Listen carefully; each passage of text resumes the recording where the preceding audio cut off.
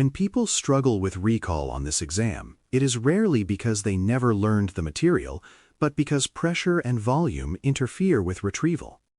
Mnemonics exists to solve that exact problem by giving your brain a lightweight handle to grab when the detail itself feels just out of reach. They are not a shortcut around learning, and they are not a substitute for understanding, but they are a retrieval aid that works especially well under time constraints. Used correctly, they reduce cognitive load by turning a scattered list into something compact and speakable. The goal is not cleverness for its own sake, but dependable recall when your working memory is already busy reading, eliminating answers, and tracking question intent. Mnemonics work best when they are short, vivid, and anchored to meaning rather than being arbitrary strings of letters. If a mnemonic feels like another thing you have to memorize, it has already failed its purpose. The most effective ones create a quick mental image or phrase that naturally points back to the underlying concept. Vividness matters because the brain remembers distinctive patterns more easily than neutral ones, especially when listening rather than reading. Meaning matters because it prevents confusion when stress rises, allowing you to reconstruct details even if the mnemonic only partially comes to mind. A good mnemonic is less about exact recall and more about nudging your brain in the right direction quickly. Acronym mnemonics are among the most common tools because they compress multi-step processes into a single cue you can say silently or aloud. This is particularly helpful for ordered processes, frameworks, or life cycle models, where missing a step can change the answer. The value of an acronym is not that it replaces the steps, but that it reminds you which steps exist and roughly where you are in the sequence.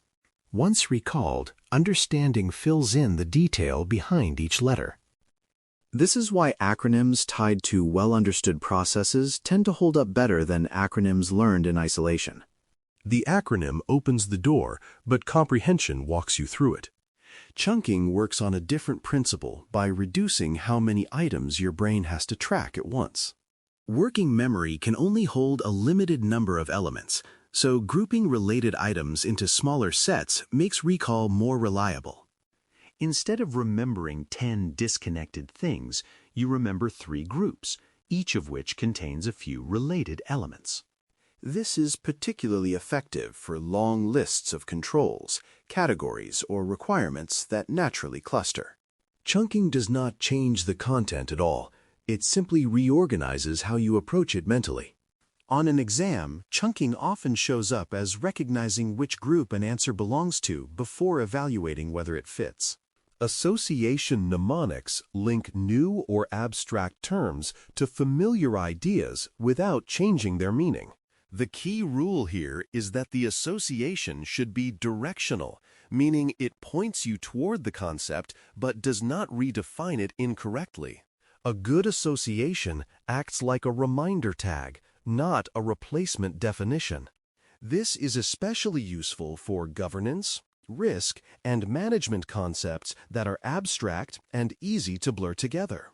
By tying a term to a familiar role, responsibility, or outcome, you give your brain a stable anchor. As long as you remain disciplined about returning to the formal meaning, associations can dramatically reduce hesitation. Story chains are particularly effective for sequences because humans naturally remember narratives better than lists. When steps are connected in a cause and effect flow, recall becomes more intuitive, especially under listening-based study conditions. Each step triggers the next, reducing the chance that you will skip or reorder elements accidentally.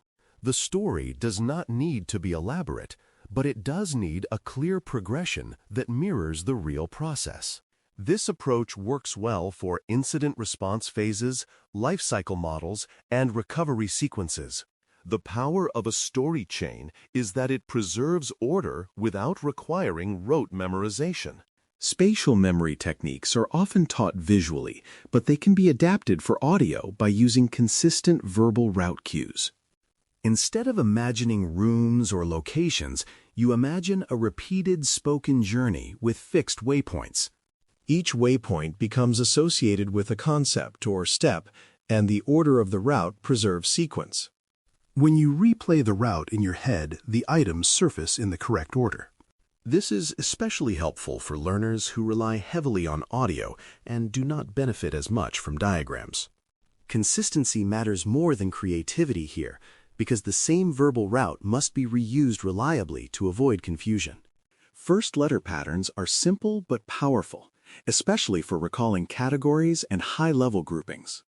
They work best when the pattern already aligns with the concept rather than being forced. Because these patterns are compact, they are easy to hold in working memory while you reason through a question. The danger is treating the letters as the answer rather than as a prompt, which can lead to shallow thinking.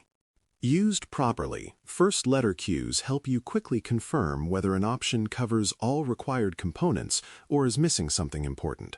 They act as a checklist trigger rather than a shortcut. Pairing mnemonics are especially useful for contrasts, where the exam tests your ability to distinguish between two similar-sounding concepts. The goal here is not to remember two separate definitions, but to remember the axis along which they differ. Once you recall that axis, the correct interpretation usually becomes obvious. This is effective for pairs like planning versus recovery, authentication versus authorization, or governance versus management. Pairing mnemonics reduce hesitation by reminding you what question the concept answers. When you know which question each term exists to answer, confusion drops dramatically. Rhythm and repetition matter more than many people realize, particularly for those who study primarily through listening. Repeated phrasing, cadence, and consistent wording create memory traces that are easier to retrieve later. This is why hearing the same explanation phrased the same way multiple times can be more effective than reading varied explanations once. Rhythm turns recall into something closer to muscle memory, where the next idea follows naturally from the previous one. This does not require sing-song patterns, just consistency in phrasing and emphasis. Over time, repetition smooths recall under pressure.